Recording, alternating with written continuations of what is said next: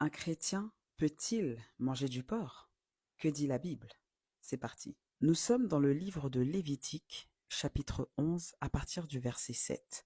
La Bible déclare: Vous ne mangerez pas le porc qui a la corne fendue et le pied fourché, mais qui ne rumine pas.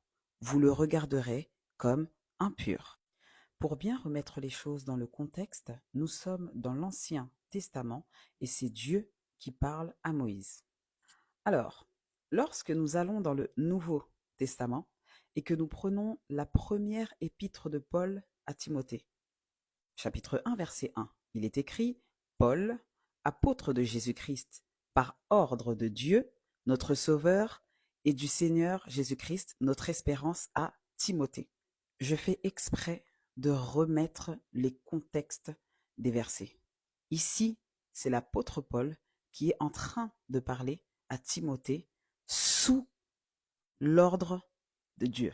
L'apôtre Paul va même plus loin en disant sous l'ordre de Dieu et du Seigneur Jésus-Christ. La Bible déclare plus loin dans 1 Timothée chapitre 4 verset 4: Car tout ce que Dieu a créé est bon et rien ne doit être rejeté, pourvu qu'on le prenne avec action de grâce, parce que tout est sanctifié par la parole de Dieu et par la prière.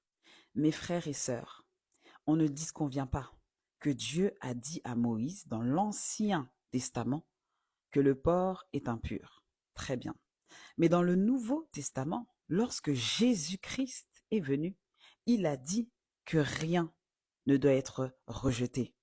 Il dira que tout ce que Dieu a créé est bon et que vous ne devez rien rejeter, pourvu que vous le preniez avec action de grâce, pourvu que vous le sanctifiez et que vous le prenez par la prière.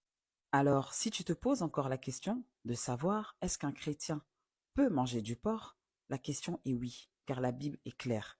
Rien ne doit être rejeté.